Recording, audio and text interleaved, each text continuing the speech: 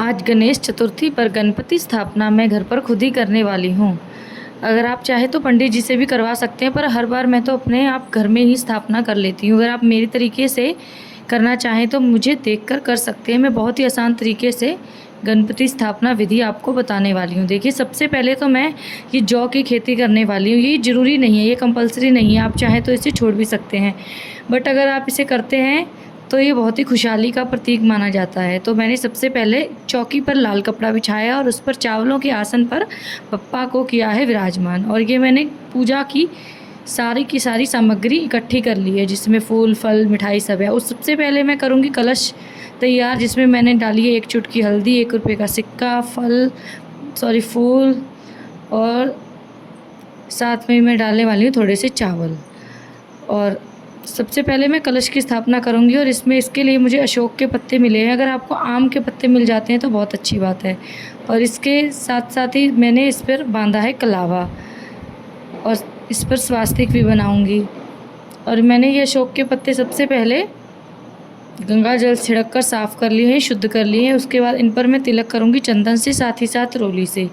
तिलक करने के बाद इनको मैं कलश में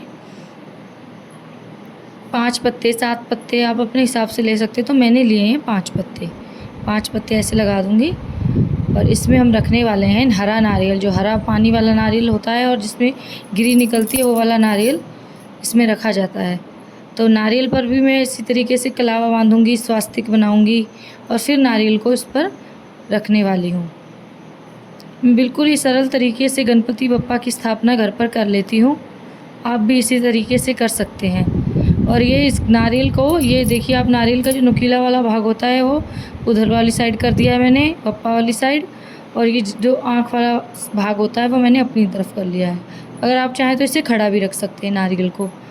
और ये मैंने, जिसमें मैंने जौ की खेती की थी, उसी बर्तन में मैं अपना कलश स्थापित कर रही हूँ और इस पर स्वास्तिक बना रही हूँ। और इसमें चारों तरफ जब जौ उगाते हैं तो बहुत ही सुंदर लगते हैं। और मैंने ये चावल के आसनों पर छोटे गणपति बप्पा और साथ में रिद्धि सिद्धि को स्थापित जरूर करें। मैंने सुपारी ली है, सुपारी के रूप में रिद्धि सिद्धि को स्थापित कर रही हूँ। तो छोटे गणपति बप्पा आप ज़रूर लें। आप जैसे बड़े गणपति बप्पा की आप रोज़ पूजा जल से स्नान वगैरह नहीं करा सकते, तो छोटे बप्पा ज़रूर रखें। तो मैंने इनको स्नान कराया है गंगा जल से, और फिर इनको मैं रोली से तिलक कर रही हूँ। फिर इनको मैं ये वस्त्र रूपी मौली इस तरीके से समर्पित कर रही हूँ। तो मौली को हम वस्त्र के रूप में पूजा में यूज़ कर सकते हैं। और बप्पा पर भी मैंने इस तरीके से मौली समर्पित कर दिया। और ये देखिए, मेरे बप्पा के ऊपर से मैंने कपड़ा हटाया है, बहुत ही प्यारे लग रहे हैं। और इन पर सबसे पहले मैंने गंगा जल से स्नान कराया और फिर किया रोली से तिलक और चावल से। और फिर उसके बाद मैंने ऐसे मौली रूपी वस्त्र चढ़ाया और जनेऊ ज़रूर कोशिश करें, अगर आपको जनेऊ मिल जाए तो बप्पा को जनेऊ ज़रूर अर्पित करें। और मैंने चढ़ाया है हार। ज़रूरी नहीं है कि आप हार चढ़ाएं, एक फूल भी समर्पित कर सकते हैं। मुझे हार मिल गया है तो फिर मैंने हार चढ़ा दिया है बप्पा को।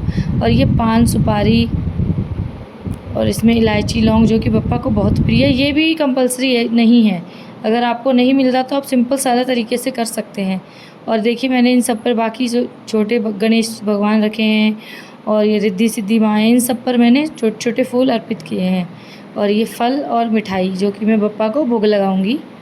मोदक बप्पा को बहुत पसंद है, अगर हो सके तो मोदक का भोग ज़रूर लगाएं। और थोड़ी सी मैंने इधर सजावट कर दी है, थोड़ी सी फूलों की पंखुड़ियों से, ऐसे तरीके से। ये हरी हरी आप देख रहे होंगे मेरे हाथ में, इसे दूब घास कहते हैं, दुर्वा भी कहते हैं। तो ये बप्पा को बहुत ही प्रिय है। इसका अगर हार बनाकर चढ़ा सकते हैं तो क्या ही बात है। बट मैं तो इस तरीके से कुछ घास की पंखुड़ियाँ इकट्ठी करके और ऐसे बप्पा को समर्पित कर देती हूँ, छोटे वालों को भी और बड़े वालों को भी। और गुड़ और नारियल, ये बप्पा को बहुत ही प्रिय भोग है। इसको आप मतलब जिस दिन स्थापना करेंगे और उस दिन से लेकर और जिस दिन विसर्जित करेंगे उस दिन तक ऐसे ही बप्पा के पास रखे रहने देना, इस प्रसाद को उठाना नहीं है। और बप्पा के लिए गिलास में पानी ज़रूर रखें और इस पानी को रोज़ बदल दें। और मैंने आरती की थाली तैयार कर ली है, जिसमें कपूर से आरती करने वाली हूँ, साथ ही साथ मैंने दीपक भी जला लिया है। फिर उसके बाद मैंने सिंपल साधारण तरीके से करी आरती और फिर लगाया बप्पा को मोदक का भोग। तो मैंने इस तरीके से गणेश चतुर्थी की पूजा स्थापना बिल्कुल सरल विधि से घर पर कर ली। आप भी इसी तरीके से कर सकते हैं। और मैंने दक्षिणा भी चढ़ाई है। अगर वीडियो अच्छी लगी लाइक करें।